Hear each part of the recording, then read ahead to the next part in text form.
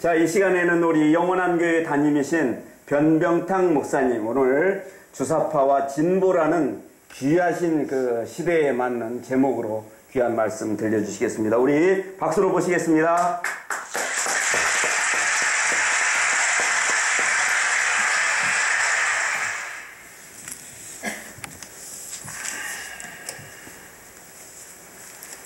먼저 하나님 말씀을 봉독하도록 하겠습니다. 하나님 말씀은 신약성경 요한계시록 22장 12절로부터 14절까지가 되겠습니다. 제가 받들어 봉독해 올리겠습니다. 보라, 내가 속히 오리니 내가 줄 상이 내게 있어 각 사람에게 그의 일한 대로 갚아 주리라. 나는 알파와 오메가요 처음과 나중이요 시작과 끝이라. 그 두루마기를 빠는 자들은 복이 있으니 이는 저희가 생명나무에 나가며 문들을 통하여 성에 들어갈 권세를 얻으려 함이로다. 아멘. 주사파와 진보라고 하는 제목으로 은혜의 말씀을 나누기 전에 제가 먼저 잠시 기도 올리도록 하겠습니다. 은혜와 자비가 많으신 좋으신 우리 하나님 감사합니다. 오늘도 저희들이 하나님 말씀 앞에 서고자 합니다. 하나님 말씀을 통하여 우리가 길을 얻기 원합니다. 아버지 말씀은 내 발의 등이요 내 길의 빛이 됩니다. 이 시간에 주의 말씀으로 빛을 비추사 우리로 하여금 길을 알게 하여 주시옵소서. 역사의 길도 반드시 찾고 발견하게 하옵소서. 이 시간을 주님께 온전히 맡겨드립니다. 특별히 한국 땅에 주사파와 또 이 공산주의 세력에 영향을 받은 많은 영혼들을 하나님께서 긍휼히 여기시사 저들로 하여금 참된 길을 발견할 수 있는 복된 은혜의 시간으로 삼아 주시옵소서. 하나님의 사랑과 긍휼이 온 누리에 가득하기를 소원하오며 특별히 한국 땅과 또 저 북녘 동포 안에 하나님의 생명의 빛, 진리의 빛이 비추어지기를 소원합니다. 주님께서 우리의 기도를 들어주실 줄로 믿습니다. 감사드리옵고 예수 그리스도의 이름으로 기도드렸습니다. 아멘. 아멘. 주사파와 진보라고 하는 제목으로 제목을 삼았습니다마는 저는 처음에는 원래 이 말씀의 제목을 이렇게 정했었습니다. 주사파는 왜 진보를 자처하는가? 사실은 이제 이 원래의 제목으로 삼으려고 했던 내용이 아마 오늘 설교의 중요한 그 요지가 될 것 같습니다. 우선 주사파는 왜 진보를 자처할까? 이 문제에 대해서 잠깐 좀 의견을 나누고자 합니다. 그 이념 문제에 대해서 관심이 많고 또 그 이 사회주의 활동이나 공산주의 혁명에 대해서 관심이 있는 사람들은 흔히 잘 알고 있는 내용이지만은 주사파가 진보를 자초하는 아마 첫 번째 이유 중에 하나는 그들이 흔히 자주 쓰는 전략 전술이죠. 통일전선 전술. 통일전선 전술 때문에 아마 그럴 것이다. 우리가 이렇게 이해할 수 있습니다. 혹시 이념 문제에 대해서 전혀 관심이 없는 분들은 통일전선 전술 그러게 되면 좀 생소하게 들릴지 모르겠지만은 예를 들면 이제 혁명하는 자들, 혁명할 적에는 사회주의에서는 혁명이란 말은 뭐 무조건 사회주의 혁명이죠. 공산주의 혁명. 그런데 보통 그 앞에 있는 단어들은 띄더라고요. 사회주의 혁명, 공산주의 혁명 이렇게는 얘기 안 하고 그냥 혁명 이렇게 그냥 얘기를 하더라고요.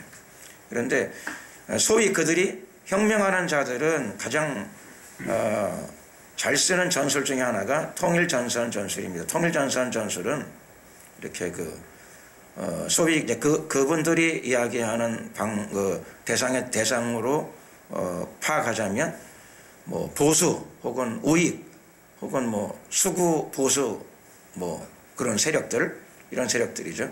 이런 세력들을 처리를 해야 되는데 이런 세력들을 어떻게 꺾을 수 있을 것인가 제압을 해야지 그들이 원하는 이상사회가 올 것이다 생각해서 하는 방법은 이 세력을 역사 속에서 제거하기 위해서 다른 모든 조직 혹은 세력들과 다 규합을 합니다. 공산주의만 단독으로 움직이거나 사회주의 세력만 단독으로 움직여서 승산을 얻기 어렵다, 승산을 갖기 어렵다 판단하게 되면은 다른 정파, 사회 조직 사회단체들과 다 제휴를 하고 연계를 하게 됩니다. 그래서 광범위하게 연계를 하게 되죠. 물론 뭐 연계했다 그래가지고 나중에 그들이 뭐 은혜를 갖거나 보응하지는 않습니다. 나중에는 반드시 배신을 합니다. 그냥 잘라내는 거죠. 배신하는데 배신하는 방법은 우리가 뭐 잘 알고 있는 바대로 그들은 보통 숙청을 하게 되죠.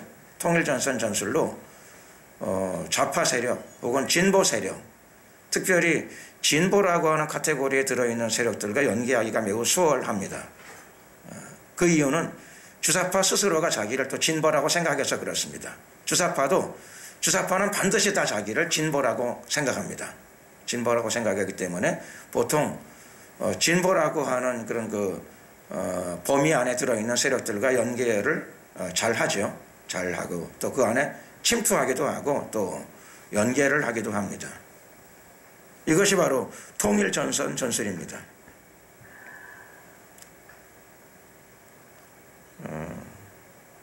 또 하나는 주사파가 왜 진보를 자처하는가? 뭐 어쩌면 이게 더 핵심적인 이유일 수도 있겠지만은 주사파는 자기 스스로를 자기가 분명히 진보라고 이렇게 확신합니다. 나는 진보다 이렇게 확신하게 됩니다. 그러면 그들은 왜 자기를 진보라고 확신하는가라고 하는 걸 좀 이해할 필요가 있다고 생각합니다. 먼저 우리가 그 이야기를 나누기 전에 주사파가 무엇인가? 주사파에 대해서 우선 그냥 감각적으로 거부감을 갖는 경우들도 많은데 주사파는 우선은 주사파가 무엇인가를 좀 정확하게 이해할 필요가 있죠. 주사파는 뭐 나쁜 사람들, 혁명하는 사람들 뭐 그런 식으로 이해하는 것도 할 수 있겠지만 좀 정확하게 이해하자면 주체 사상을 받아들인 사람들입니다. 주체 사상을 받아들인 사람들. 조금 더 이해를 넓히자면은 김일성 주체 사상, 김일성 사상을 받아들인 사람들입니다. 주체 사상은 북한에서 설명하기를 김일성 사상 이렇게 설명합니다. 주체 사상이 무엇이냐 하면 주체 사상의 원산지에서 설명하기를 주체 사상은 김일성 사상이다. 그러니까는 주체 사상은 좀 정확하게 표현하게 되면 김일성 주체 사상이 되는 것이죠. 김일성 주체 사상. 그러면 김일성 주체 사상이 무엇인가? 뭐 많은 자료, 그것 때문에 뭐 많은 자료를 보거나 많은 책을 보거나 할 필요까지는 없을 수도 있겠죠. 아주 간단하게 말씀드리면 김일성 주체 사상은 무엇인가? 김일성식의 공산주의. 이게 아마 가장 좋은 대답이 되지 않을까 싶습니다. 김일성식 사회주의 혹은 김일성 방식의 공산주의.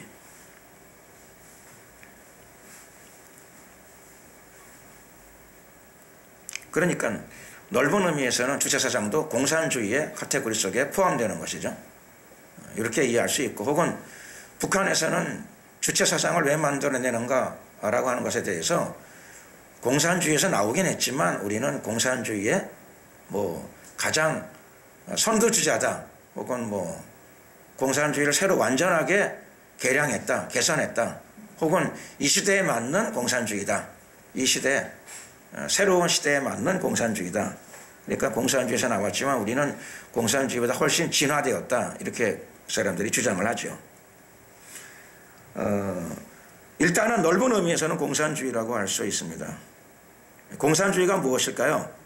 공산주의는 6.25 전쟁을 겪은 사람들은 공산주의에 대한 굉장한 거부감을 가지고 있죠. 그런데 공산주의의 원래 이론적 핵심은 유토피아 사상이라고 하는 것이죠. 유토피아. 이 땅에다가 이상사회를 건설하자. 그러니 어떤 6.25 전쟁의 직접적인 어떤 피해 당사자가 아닌 사람들, 특별히 젊은 세대들, 이런 사람들은 공산주의에 대한 뭐 거부감이, 체질적인 거부감, 감각적인 거부감이 없는 사람들에게는 굉장히 아이디얼리즘, 이상주의라고 할 수도 있겠습니다. 공산주의 이론의 본질적인 어떤 내용이 있겠죠. 이상사회가 목표이긴 한데 본질적인 이론적 기반은 두 가지입니다. 공산주의는 하나는 무신론이고 또 두 번째로는 유물론입니다. 어떻게 보게 된 두 가지가 다 하나라고 볼 수도 있습니다. 무신론과 유물론. 이것이 공산주의 이론의 핵심. 모든 공산주의 이론의 바탕에 그것이 다 깔려 있습니다. 공통적으로. 처음부터 마지막까지. 그러니까 공산주의 이론의 알파와 오메가 그게 뭘까 하게 되면 무신론과 유물론 이렇게 이야기할 수 있습니다. 무신론과 유물론이 공산주의 전체를 다 근저를 이루고 모든 사상을 지배하고 있습니다. 그러니 공산주의에서는 공산주의적 사고방식에서는 역사도 아주 쉽게 이해할 수 있죠. 공산주의적 스타일에 따르게 되면 이 이론에 따르면 역사는 하나님은 없고 신은 없고 모든 것들이 다 우주가 다 물질밖에 없기 때문에 신도 정신도 사랑도 미움도 그런 것들은 존재하지 않습니다. 실체가 존재하지 않습니다. 유물론입니다. 오직 물질만 존재합니다. 유일하게 물질만 존재합니다. 그러므로 모든 것들이 물질이니까 역사를 파악하는 것이 아주 단순하고 간단합니다. 왜 그런가 하면 물질은 여러분 고등학교 때 수업 시간에 물리학이라는 게 있지 않습니까? 물리학. 물리와 화학을 배우는 경우가 있는데 물리는 법칙에 따라 움직이죠. 모든 것들이 다 법칙에 따라 움직입니다. 왜냐하면 물질세계니까. 물질세계는 법칙과 원리에 따라 정확하게 움직여집니다. 그러므로 공식을 발견해서 계산하게 되면 답이 착착 나오게 됩니다. 그런데 공산주의는 역사도 당연히 그렇게 법칙에 따라 움직인다는 거죠. 정해진 법칙이 딱 있기 때문에 거기에 맞춰서 역사가 탁탁탁 진행되어진다. 이렇게 생각합니다. 그렇게 생각할 수 있는 이유는 신은 없고 그 다음에 모든 것들이 물질이기 때문에 물리적 법칙처럼 역사도 그렇게 물리적 법칙, 즉 합법칙성에 따라서 움직인다라고 하는 것이죠. 이것이 공산주의 이론의 근거이고 공산주의 이론의 역사관이라고 할 수 있습니다. 그러나 성경은 뭐라고 설명하십니까? 성경은 말씀하시기를 역사는 그렇게 어떤 그 물리적인 법칙에 따라서 움직이는 그것이 아니고 역사를 주관하시는 분이 계시다. 역사를 주관하시는 분, 즉 역사의 주관자. 하나님은 창조주이시면서 하나님은 그 아들을 통해서 인류를 구원하신 분이시기도 하시고 또 하나님은 그 아들을 역사의 마지막 때에 세상에 내려보내셔서 역사의 마감을 지으시죠. 종말이라고 부르는 역사의 마감이 다가오게 됩니다. 그리고 역사 전체가 하나님과 관계없이 어떤 그냥 법칙에 따라만 움직여지는 것이 아니고 역사는 인격을 가지신 하나님이 역사를 시작하신 분이 역사를 주관하십니다. 그래서 역사에 주관자가 있다. 이것이 성경의 가르침입니다. 그리고 역사는 그냥 저절로 흘러가는 것이 아니라 역사를 만드신 분, 역사를 주관하시는 분, 그리고 그분이 하나님의 뜻에 따라서 역사를 종결 지으십니다. 그래서 역사에는 심판이 있습니다. 역사의 마지막에는 역사를 시작하신 분이 역사의 종말을 지으시고 역사를 심판하십니다. 이것이 성경의 가르침입니다. 그러나 공산주의 역사는 그렇지 않다고 말씀드렸습니다. 공산주의 역사관은 매우 단순하죠. 모든 것들이 법칙에 따라 움직여지니까 그러므로 역사도 법칙에 따라 움직여진다. 근데 그 법칙이 있느냐? 공산주의에서는 법칙이 있다고 말합니다. 법칙이 매우 간단합니다. 법칙을 누가 발견했느냐? 법칙을 막스가 발견했다고 합니다. 막스는 공산주의를 만든 사람이죠. 막스는 공산당 선언 1848년도에 발표된 공산당 선언 속에다가 인류의 역사가 어떻게 움직이는가 아주 단순하게 명기합니다. 역사는 첫 번째 원시 공동사회가 있고 두 번째로는 고대 노예사회가 있고 세 번째로는 중세 봉건사회가 있고 그 다음에 네 번째로는 근세 자본주의 사회가 있고 그리고 다섯 번째 마지막에는 사회주의 혹은 공산주의 사회가 도래한다 라고 이야기합니다. 그러니까 이제 사실은 마지막 부분을 빼게 되면 나머지 부분은 보통 역사학자들이 주장하는 내용하고 별반 차이는 없습니다. 원시 공동사회, 이거는 여러 의견이 있을 수 있겠지만은 고대 노예사회 혹은 중세 봉건사회 혹은 근세 자본주의, 이건 인류가 겪어왔던 과정이니까 크게 문제될 소지는 없어 보입니다. 그런데 막스는 역사라고 하면서 미래에 대한 것을 얘기했죠. 미래. 인류의 미래가 어떻게 갈 것인가 할 적에 인류의 미래는 자본주의는 붕괴하고 공산사회가 도래한다 라고 예언을 합니다. 예언을 하고, 그리고 자본주의는 왜 붕괴하고 공산주의는 왜 도래하는가 할 적에 자본주의는 자체의 모순 때문에 붕괴하고, 그리고 역사적 필연으로 공산사회, 즉 유토피아 이상사회가 도래한다 이렇게 주장을 했습니다. 그런데 이런 주장의 바탕 위에 김일성주의는 주체사상이죠. 주체사상에서는 역사를 미래사회의 이상사회, 유토피아죠. 유토피아. 천국이 도래하는데 그것이 공산주의다. 공산주의가 바로 천국이다. 이렇게 주장을 하고, 공산주의 중에서 공산주의를 계량하고 계산한 것, 혹은 뭐 공산주의보다 훨씬 나은 이념으로 새로 만들어진, 즉 김일성이가 새로 만든 주체사상, 김일성 주체사상이 결국은 최고의 이념이다. 최고의 가치, 최고의 이념으로서 마지막 사회가 그렇게 온 세계 속에서 그렇게 도래하게 될 것이다. 이렇게 주장을 했습니다. 그래서 역사의 과정이 이렇게 가니까 뭐 이 역사의 과정 중에서 다른 것은 뭐 크게 뭐 문제 소지가 적어 보이지만은 마지막이죠. 마지막. 자본주의 사회는 이제 막스 그 이론의 어떤 뭐 핵심 부분이라고 할 수 있겠죠. 역사관의 핵심 부분은 자본주의는 자체의 모순 때문에 필연적으로 붕괴하고, 그리고 역사의 마지막에는 공산주의가 이상사회로서 역사의 마지막 단계로, 영원한 단계로 필연적으로 등장한다. 이렇게 필연성을 부여했고, 그 다음에 그는 그것을 예언적으로 선포했습니다. 예언으로 선포했습니다. 그러므로 역사의 과정이 이렇게 있고 미래까지도 제시를 했습니다. 막스는. 그리고 그것이 이상사회라고 규정을 했습니다. 그러면 여러분, 역사에서 진보가 무엇일까요? 공산주의 혹은 주체사상에 따르게 되면 진보는 뭐냐 하면은 필연적으로 오는 이상사회, 그렇죠. 아이디얼리즘, 이상사회, 그리고 그들이 말하는 천국이죠. 그러니까 천국으로 역사가 진행되어져야 되는 것이죠. 그러니까는 천국으로 역사를 진행시켜 나가는 세력, 그 세력을 주체사상 혹은 공산주의자들은 주체사상에서는 주장하기를 이상사회를 향하여 전진하는 것, 그것이 당연히 진보가 아니냐. 진보. 그 사람들의 진보에 대한 생각이죠. 진보관. 진보가 뭐냐? 이상사회로 향하는 움직임, 그것이 진보다.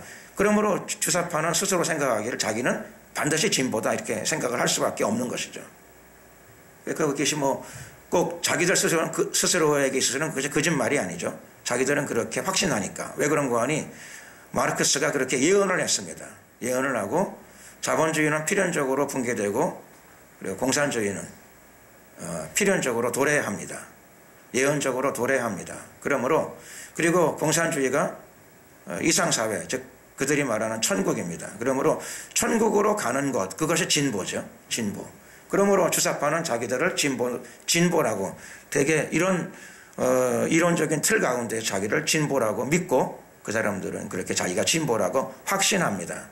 그러므로 자기가 진보라고 확신했기 때문에 진보 세력 속에 침투하거나 혹은 진보 세력과 연계하는데 별로 문제가 없습니다. 자기들 스스로의 세상 속에 별로 문제가 없이 자연스럽게 진보 속에 끼어들기도 하고 진보하고 연계하기도 하고 진보 속에 침투해서 진보의 핵심적인 어떤 그런 권력을 장악하기도 합니다. 그러면 우리가 진보라는 단어를 이해했으니까 그러면 퇴보도 당연히 있지 않겠습니까? 퇴보는 무엇일까요? 물론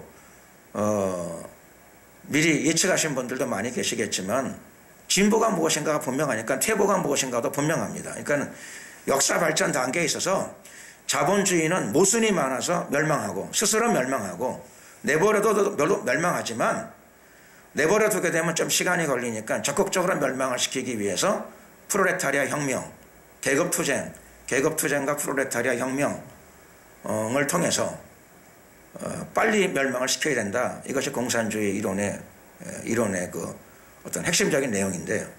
그러면 진보가 무엇인가 할 적에 진보는 주체사상에서 생각하는 공산주의나 주체사상에서 생각하는 진보가 무엇인가가 명확합니다. 그들은 이상사회, 공산주의 사회가 이상사회고 그것이 천국이니까 그걸로 가는 것이 진보죠.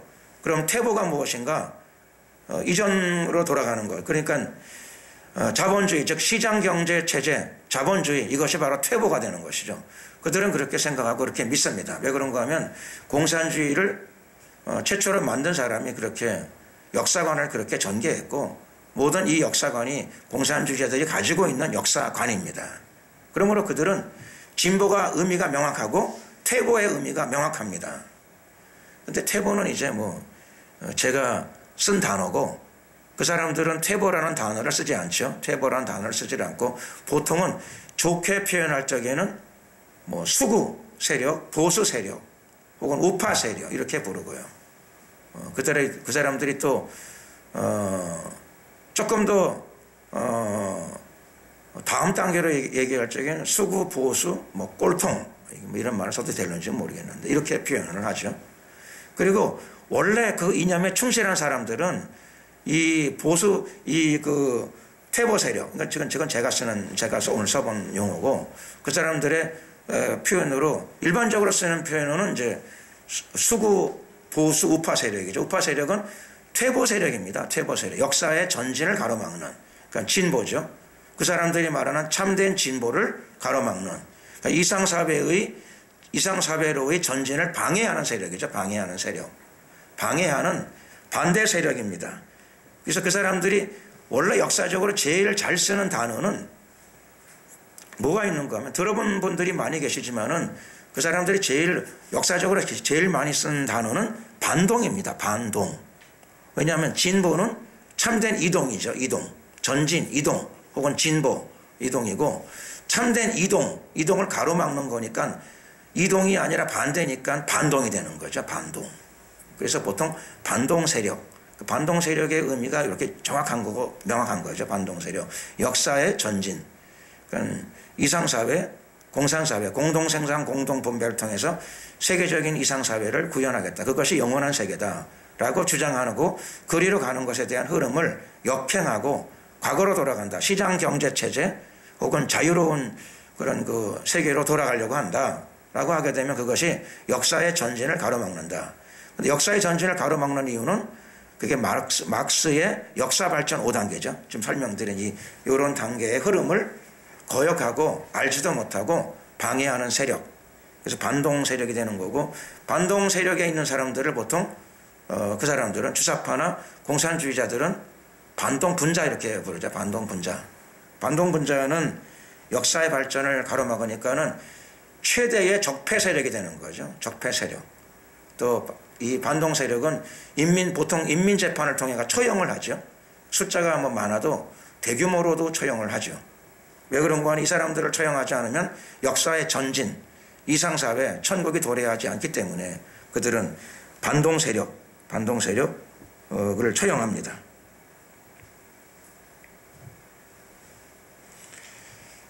이런 내용들이 보통 이제 주사파가 갖고 있는 역사관, 공산주의와 주사파가 공동을 갖고 있는 역사관이죠. 막스가 이제 설명한 역사입니다. 인류 역사의 전개 과정 이렇게 인류 역사의 전개 과정입니다. 막스의 역사관의 역사관인데 이 역사관 때문에 주사파는 이 자기들이 막스의 역사관에 맞는 길을 걷기 때문에 자기들은 진보라고 주장을 하는 것이죠. 그래서 주사파는 왜 진보를 자처하는가라고 하는 그 의문에 대한 답변을 제가 막스의 역사관에 따라서 그 사람들이 진보를 자처한다. 속임수가 아니고 요거는 그들이 정말 그렇게 확신하고 그렇게 믿는 것입니다. 그런데 하나님은 역사를 어떻게 이해하시는가? 하나님은 이해하시는 것이 아니고 역사를 만드신 분이 그 역사를 주관하시는 분이시죠. 성경에는 하나님의 역사는 이렇게 설명되어져 있습니다. 우선은 역사의 마무리는 천국은 공산주의로 오는 것이 아니고 오늘 본문에 계시록 22장 12절이죠. 보라 내가 속히 오리니 내가 줄 상이 내게 있어 각 사람에게 그의 일한 대로 갚아주리라. 역사를 시작하신 분이 역사의 마감을 짓습니다. 그래서 예수님은 알파와 오메가, 처음과 나중, 시작과 끝이 되십니다. 천지창조 때 하나님과 더불어 말씀으로 역사를 창조하신 분이시죠. 해가 있으라 달이 있으라 말씀으로 역사를 지으셨습니다. 그 말씀이신 분이 역사의 한복판에 들어오셨습니다.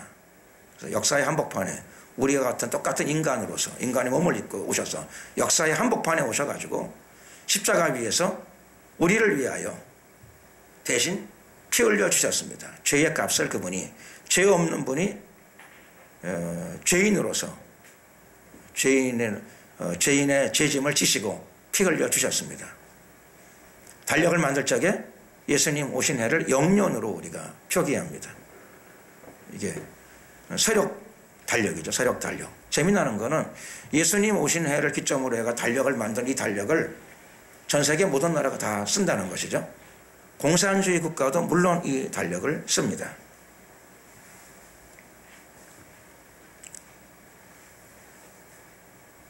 북한은 예외인지 모르겠습니다. 북한도 무역하고 다른 나라하고 외교 관계할 땐 다 그 달력을 쓰지만 자체에서는 주체연호 그런 걸 쓰더라고요. 주체연호가 뭔지 잘 모르겠습니다만 아마 김일성 탄생을 기점으로 해가지고 달력을 새로 만드는 거 뭐 그런 거 아닌가 싶습니다. 성경에 따르면 역사는 어떻게 종말되어지는가, 어떻게 역사의 끝이 오는가 하는 것인데 역사를 시작하신 분이 역사의 끝을 맺습니다. 그리고 역사의 끝은 심판도 있지만 심판만 있는 것이 아니라 상이 있다고 말씀하십니다. 내가 줄 상이 내게 있어 각 사람에게 그의 일한 대로 갚아주리라. 그래서 심은 대로 행한 대로 일한 대로 역사의 주인의 뜻을 따라서 심은 대로 모든 사람들이 다 거두게 될 것입니다. 특별히 믿음으로 구원받지만 믿음으로 구원받고 주님의 뜻에 따라서 힘쓰고 애써 역사의 주관자의 뜻을 따라 섬기는 삶을 살아간 자들에게 반드시 역사의 마지막 때에 그리스도의 심판대를 통과할 적에 각 사람들에게 하나님의 상이 있을 것을 성경은 오늘 설명하고 있습니다. 그리고 오늘 본문에는 또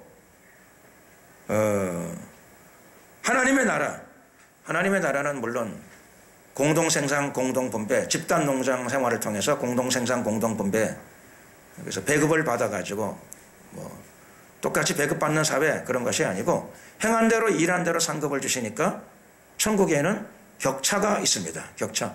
많이 일한 사람은 상을 많이 받게 될 거고 적게 일한 사람은 상을 적게 받게 됩니다. 그러니까 성경에 나타난 영원한 세계는 균등배분 사회가 아니고 일한 대로 받는 사회입니다. 역사의 주인의 뜻을 따라서 자신이 뿌린 대로 거두는 사회이다라고 하는 것을 알 수 있습니다. 물론 그 사회는 믿음으로 들어갑니다. 프로레타리아 혁명을 통해 들어가는 것이 아니고 무력혁명을 통해서 들어가는 것도 아니고 그 사회는 회개하는 자들이 믿음을 통하여 그 사회를, 그 세계를 들어가게 될 것입니다. 어떻게 들어가는가? 오늘 본문에는 그 두루마기를 빠는 자들은 복이 있으니, 두루마기는 성도들의 행실을 의미합니다. 무엇으로 빨까요? 하이타이로 빨거나 세탁기로 빠는 것이 아니라 이 두루마기는 예수님의 피로만 빨게 되어 있습니다. 예수님의 보혈로 우리의 모든 죄를 씻게 됩니다. 예수님의 피는 죄를 씻는 힘을 가지고 있습니다. 십자가에서 흘리신 그분의 피의 공로를 믿는 자들이 예수님의 이름으로 이 새 예루살렘 성을 들어가게 될 것입니다. 오늘 말씀을 듣는 모든 분들이 예수 그리스도의 피로 두루마기는 요즘은 외투를 입죠. 우리는 원래 우리 한민족은 원래 한복 위에다 두루마기, 외투 대신에 두루마기를 입었습니다. 두루마기 표현이 생소하시면 외투를 빠는 자들, 예수님의 보혈로 모든 행실을 빠는 자들, 예수님의 이름을 의지하고 그분의 피의 공로를 믿는 자들이 새 예루살렘 성, 영원한 하나님의 도성을 들어가게 될 줄로 믿습니다.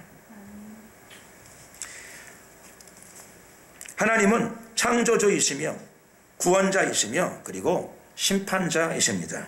그리고 그분은 역사의 모든 과정을 그분이 주관하십니다. 이사야서 48장 3절에도 이렇게 기록되어져 있습니다. 여호와께서 가라사대 내가 옛적에 장래사를 고하였고 내 입에서 내어 보였고 내가 호련히 그 일을 행하여 이루었느니라. 하나님은 역사의 주관자이십니다. 과거 역사도 그분이 주관하셨고 앞으로의 인류 역사도 마땅히 그분이 주관하십니다. 그분은 역사의 알파와 오메가가 되십니다. 예수 믿는 사람들은 그분을 아버지라고 부르게 될 것이고 역사의 과정, 국가의 역사도 그렇고 개인의 삶의 역사도 마찬가지입니다. 그분을 의지하는 자들이 그분의 도움을 받는 삶을 살아가게 될 줄로 믿습니다.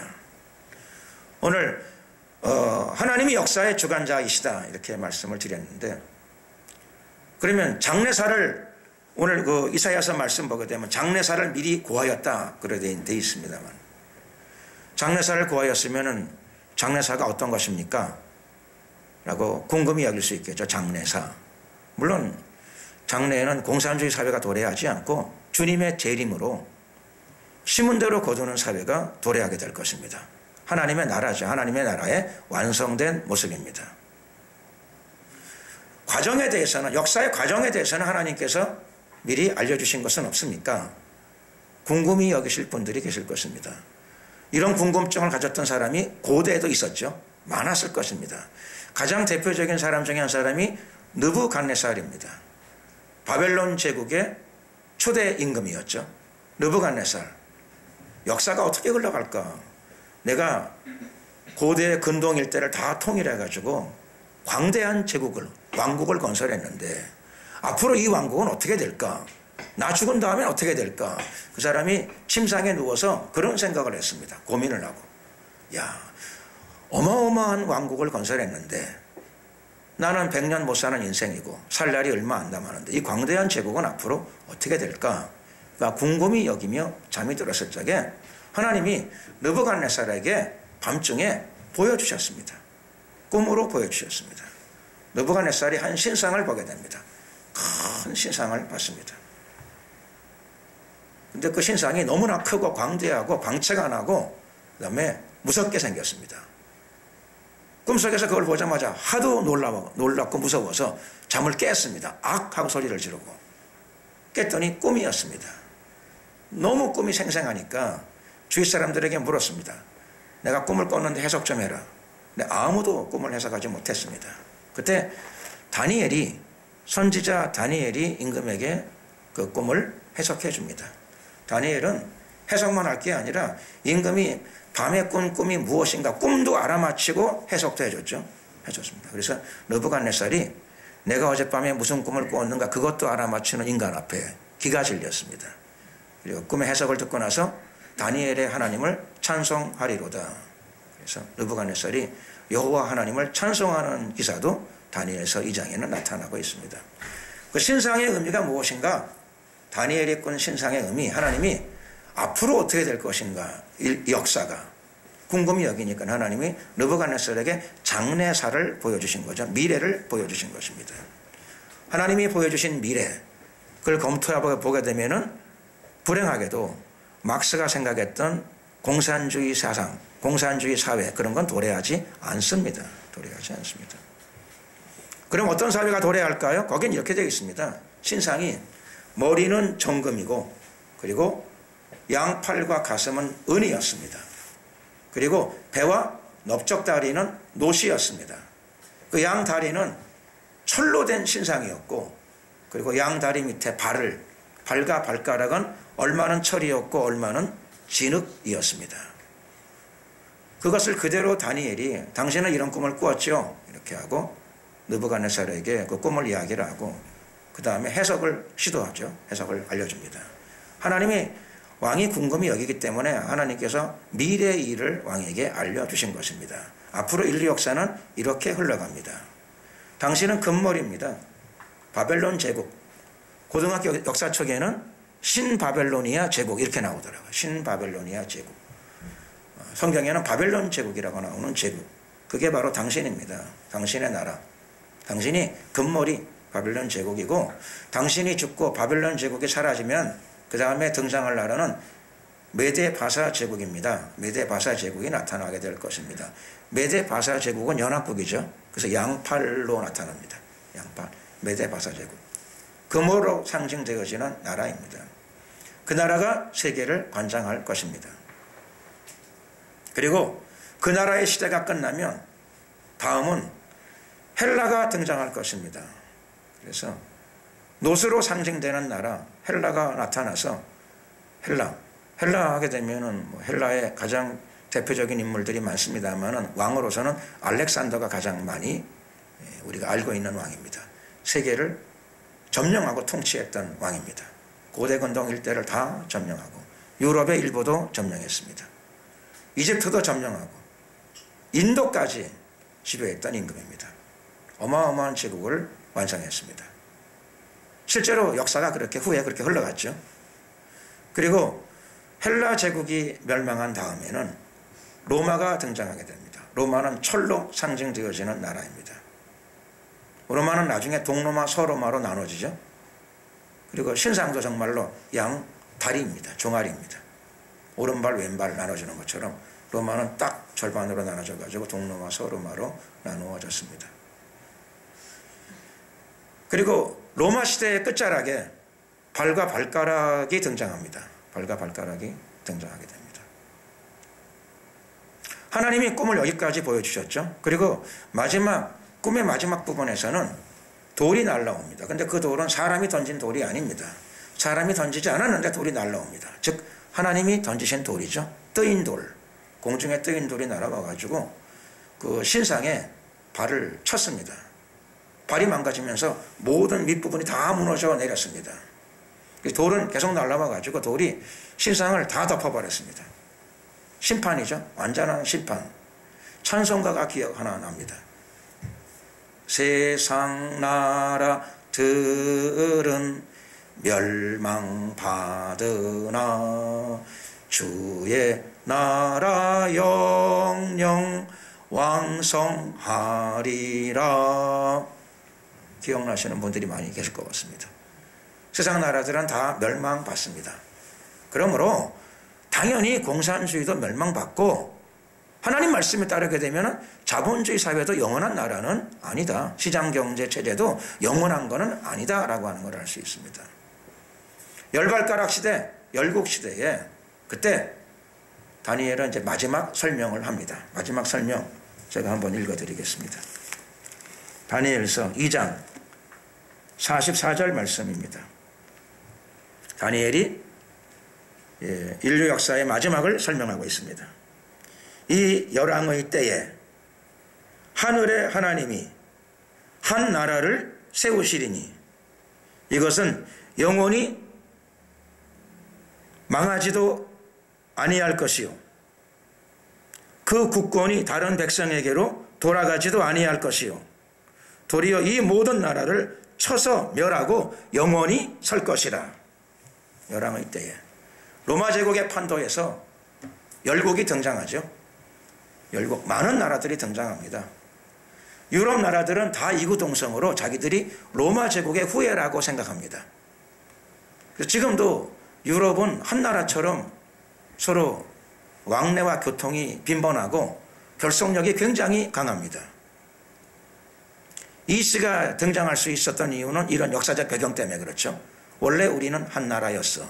우리는 원래 로마 제국이었어. 하는 의식이 대부분의 유럽 주민들의 머릿속에 들어 있습니다. 그럼에도 불구하고 로마 제국이 망한 다음에 수많은 나라들이 만들어졌습니다. 그리고 이 유럽 제국은 19세기 때 이 유럽 제국들이 서구 열강들이 세계를 다 대부분 점령하기도 했습니다. 식민지 치하로 세계를 다 다스리기, 대부분의 국가들을 다스리기도 했습니다. 그러므로 거의 모든 나라들이 로마 제국의 영향을 지금도 받고 있는 것이죠. 제가 알기로 유럽에 있는 웬만한 학교들은 우리나라가 웬만한 학교들은 대부분 영어나 한문을 가르치듯이 유럽에 있는 대부분 학교들은 라틴어를 가르칩니다. 라틴어가 뭐죠? 로마 제국의 말이죠. 로마 제국의 말. 로마가 사라진 지가 언젠데 아직도 그 말을 배우고 있을까요? 왜 그럴까요? 필요 없는 말. 그만큼 중요하기 때문이겠죠. 라틴어를 모르면 로마 제국의 문화를 이해할 수가 없고, 로마 제국의 책과 문화를 알지 못하면 오늘을 이해하기가 어렵다는 것이죠. 그래서 보통 유럽의 중고등학교 학생들에게 라틴어를 가르친다고 합니다. 학생들이 골머리 앓는다고 들었습니다. 쓰지도 않는 말을 왜 배워야 되는가? 있지도 않은 나라의 말을 왜 배워야 되는가? 그만큼 로마는 지금도 강력한 영향력을 행사하고 있기 때문입니다. 그리고 지금 대부분의 나라들이 서구라파, 대부분의 나라들이 로마 제국의 후예라고 그들이 그렇게 생각하고 살아갑니다. 이 열왕의 때에 하나님께서 이 열왕의 때에, 지금이죠. 열왕의 때, 수많은 나라들이 만들어진 이때에 하나님이 한 나라를 세우십니다. 한 나라. 근데 그 나라가 어떤 나라냐? 그 나라가 오늘 다니엘서 2장 44절 말씀에 의하게 되면은 영원히 망하지 아니하는 나라, 모든 나라를 쳐서 멸하고 영원히 서는 나라. 공산주의 국가가 아니고 하나님의 나라입니다. 하나님의 나라는 예수님을 통해서 이미 시작되어졌습니다. 2000년 전에 예수님을 통해서 하나님의 나라는 여기 있다 저기 있다 할 것이 아니라 너희 안에 있느니라. 그리스도인들 안에 이미 이 나라가 들어와 있는 줄로 믿습니다. 이 나라가 벌써 활동을 시작했습니다. 그리고 이 나라가 주님이 재림하실 적에 완성의 단계로 들어가게 될 것입니다. 그리고 그 나라는 두 번 다시 망하지 않습니다. 그 나라는 영원한 나라입니다. 그 나라는 어떻게 형성되는 나라일까요? 그 나라에는 어떻게 들어갈 수 있을까요? 아주 쉽습니다. 예수님이 그 나라 국민이 되는, 주민이 되는 방법을 아주 간단하게 말씀하셨습니다. 회개하라, 천국이 가까웠느니라. 회개하는 자들, 예수님의 말씀을 듣고 회개하는 자들, 예수님을 의지하는 자들은 누구나 다 은혜로 들어갑니다. 은혜가 뭐죠? 은혜는 free, 공짜라는 뜻입니다. 공짜로. 이 말씀을 듣는 모든 분들이, 오늘은 특별히 주사파 여러분들, 그리고 공산주의자 여러분들도 다 회개하고 예수님을 믿어서 영원한 나라의 국민들이 되시기를 예수 그리스도의 이름으로 축원합니다. 아멘. 기도드리겠습니다. 내가 주여 한번 부르고 기도드릴 적에 하나님, 영원한 나라에 우리를 주민으로 삼아주셔서 감사합니다. 주님 모시고 영원한 나라를 확장시켜 나가는데 쓰임받는 귀한 우리의 생애가 되게 하시고, 특별히 영원한 나라를 착각한 공산주의자들과 특별히 주사파 주체 사상을 신봉하는 자들이 다 회개하고 영원한 나라의 주민이 되게 하옵소서. 주여 한번 부르고 기도드리겠습니다. 주여. 할렐루야, 할렐루야, 할렐루야. 은혜와 자비가 많으신 우리 감사합니다. 하나님, 오늘 하나님 말씀을 통하여 영원한 나라를 알게 하심을 감사드립니다. 역사의 발전 단계를 하나님 말씀을 통해서 분명히 알게 하시고 역사의 종말도 알게 하심을 감사드립니다. 예수님을 통하여 우리를 영원한 나라로 불러주심을 감사드립니다. 오늘 특별히 공산주의자들과 주체 사상을 따르는 많은 사람들이 회개하고 영원한 나라에 사람들이 되기를 원합니다. 영생도 소유하기를 원합니다. 주님 축복하소서. 구원하여 주시옵소서. 예수 그리스도의 이름으로 구원의 은혜가 이 모든 자들에게 임하기를 소원합니다. 주님 응답하여 주시옵소서. 아버지의 사랑의 빛을 비추어 주시고 진리의 빛을 비추어 주시옵소서. 할렐루야. 특별히 한반도 안에 하나님의 영원한 나라가 강력하게 임하게 하소서. 영생의 빛이 두루 비추게 하소서. 할렐루야. 감사드리옵고 예수 그리스도의 이름으로 기도드렸습니다. 아멘. 우리 지금까지 우리 수고해 주신 변병탁 목사님 박수로 격려해 주시기 바랍니다.